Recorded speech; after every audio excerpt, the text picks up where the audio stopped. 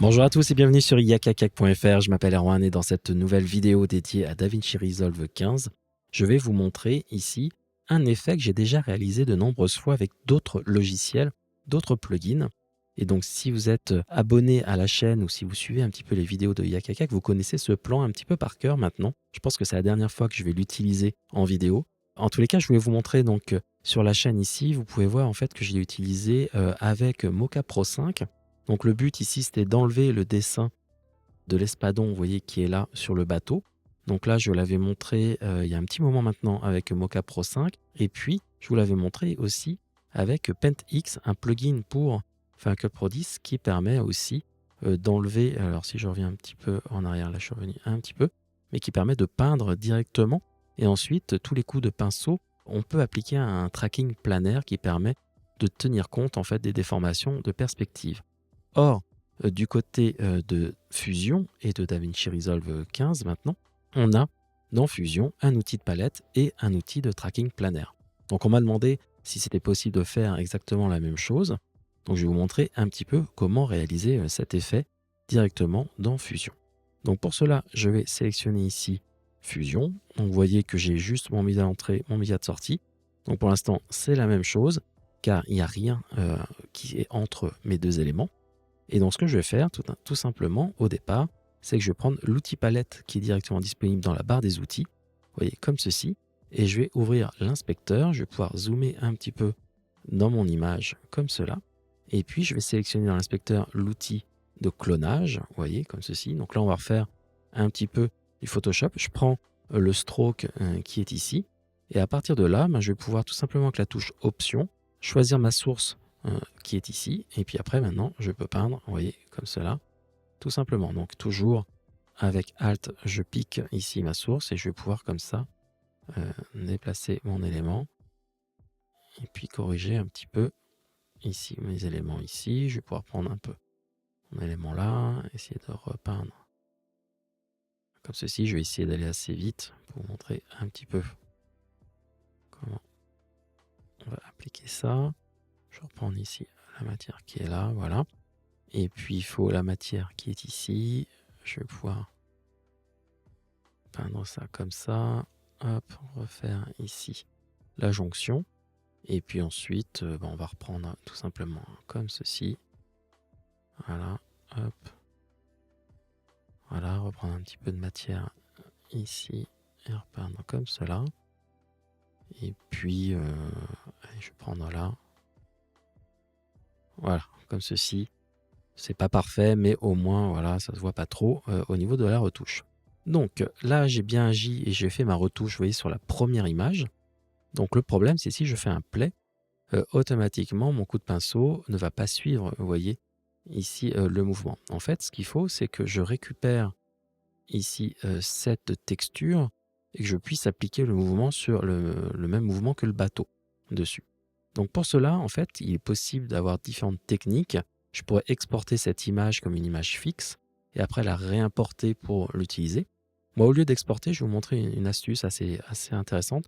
C'est un outil, un nœud, qui s'appelle le Time Stretcher, vous voyez, celui-ci, qui va permettre en fait de geler votre image. Alors vous pouvez choisir n'importe quelle image. Là, je suis à l'image 0. Et donc, si vous regardez à partir de ce nœud ici, ma séquence en fait va être gelée. Vous voyez, je vais afficher uniquement que cette image-là.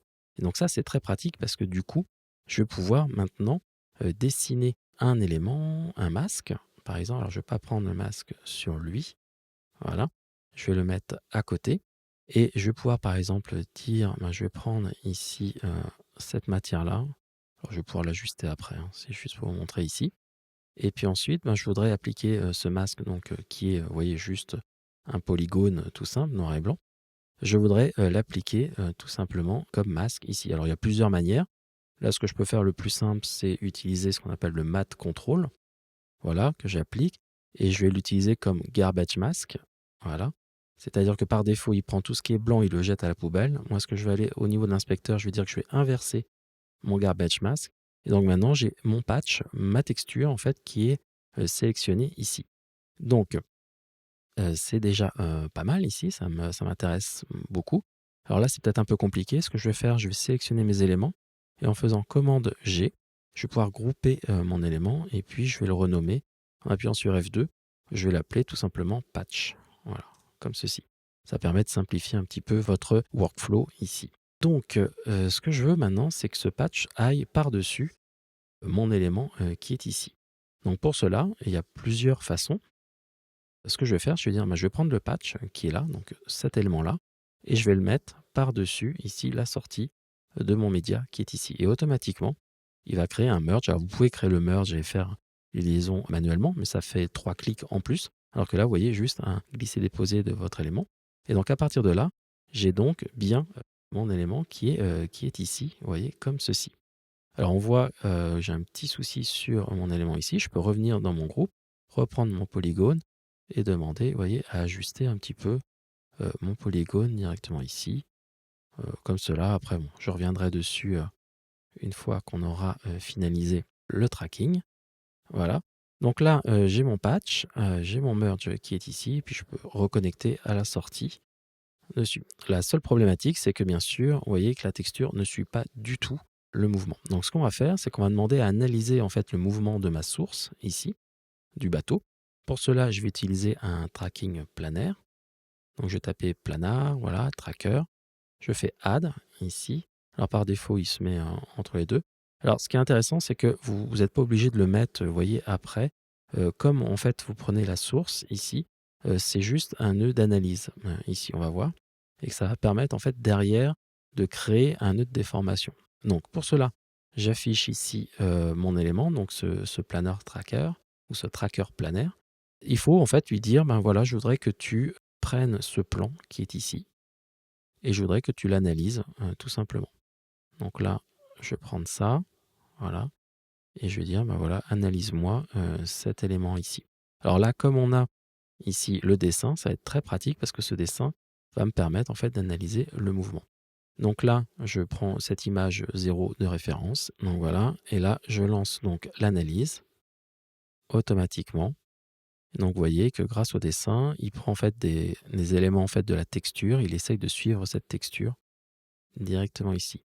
Donc là, je traque par rapport au signal de luminance, et ce qui est intéressant, c'est qu'au niveau du mouvement, je traque aussi la perspective. Donc c'est pas juste la position XY, mais la déformation. Vous voyez comme le bateau est un peu, le mouvement est complètement aléatoire, il va un peu dans tous les sens, il y a des changements de perspective. Ben, ce tracking planaire va me permettre en fait de récupérer ces changements en fait de perspective, vous voyez, comme ici. Donc à partir de là, ce qu'il faut faire, c'est tout simple, il faut juste cliquer sur le petit bouton qui est en bas ici, Create Planar Transform. Voilà, vous voyez qu'il s'affiche automatiquement là. Et je vais juste l'intégrer après mon patch qui est ici. C'est-à-dire que maintenant, vous voyez, il est à la suite de mon élément. Et donc, si je regarde le merge maintenant, je vais pouvoir faire un play. Et on va voir maintenant que ma texture, en fait, va suivre, vous voyez, le mouvement automatiquement. Donc ça, c'est assez pratique, vous voyez, on peut se déplacer. La seule problématique, vous voyez ici, c'est qu'il y a des changements de luminosité. Alors, je vais pouvoir agir dessus à 2 niveaux. Tout d'abord, je vais pouvoir ici rouvrir mon groupe, mon patch, sélectionner mon clone. Alors, je vais vous montrer en deux éléments ici, en deux fenêtres. Je vais pouvoir zoomer là et là. Et ce que je vais faire, c'est que je vais jouer ici sur le border width. Donc là, largeur, je vais rajouter des petites bordures ici. Et je vais flouter un petit peu les bords pour adoucir les contours afin de ne pas avoir des démarcations trop brutes directement ici. Ensuite, l'autre chose qui est possible de faire, c'est tout simplement de mettre un outil de correction colorimétrique, donc ce qu'on appelle un CC. Voilà, Color Corrector, voilà, comme ceci. Et après, je pourrais demander, par exemple, à contraster. Alors, il faut juste que je fasse ça et que je vais contraster un petit peu mon élément, vous voyez, comme ceci, pour éliminer en fait toute modification et puis donner un petit peu la même variation. Ce qui est intéressant, c'est qu'ici, vous voyez, je peux créer des points clés. Donc, par exemple, par rapport à la première image, je vais pouvoir animer ici la luminance et peut-être rebaisser un petit peu, vous voyez, la valeur. Voilà, comme ceci, et créer des points clés automatiquement pour faire varier s'il y a des variations de luminance trop présentes. Vous voyez, là, du coup, c'est pas trop mal. Donc, je vais pouvoir revenir ici à mon élément. Et puis ensuite, après, bien sûr, après le merge, je peux faire une correction colorimétrique globale s'il y a besoin sur l'ensemble de mon plan, tout simplement. Donc voilà un petit peu pour la présentation ici et l'utilisation de la palette avec ici le tracking planaire. Le tracking planaire, j'en ai plus besoin ici, hein, vous pouvez l'enlever tout simplement. Et puis là, votre nœud de transformation va s'afficher automatiquement. Et puis, dernier point, vous pouvez aussi, bien sûr, faire des modifications, revenir dans votre montage sans, bien sûr, faire d'export et voir en fait que vous avez la modification qui s'applique directement dans votre montage, tout simplement. Donc ça, c'est la force en fait de DaVinci Resolve avec l'intégration de Fusion. En tous les cas, je vous donne rendez-vous pour une prochaine vidéo. N'hésitez pas à aller sur notre compte Twitter et à nous suivre sur Twitter pour suivre un petit peu l'actualité de la post-production et des effets spéciaux du montage. N'hésitez pas non plus à vous abonner à la chaîne YouTube, bien sûr. N'oubliez pas de cliquer sur la petite cloche pour être notifié des prochaines vidéos. On vient de franchir les 6000 abonnés. Donc là, merci beaucoup à tous ceux qui se sont abonnés sur la chaîne. Et puis, je vous donne rendez-vous à très bientôt. Ciao, ciao. Bye bye.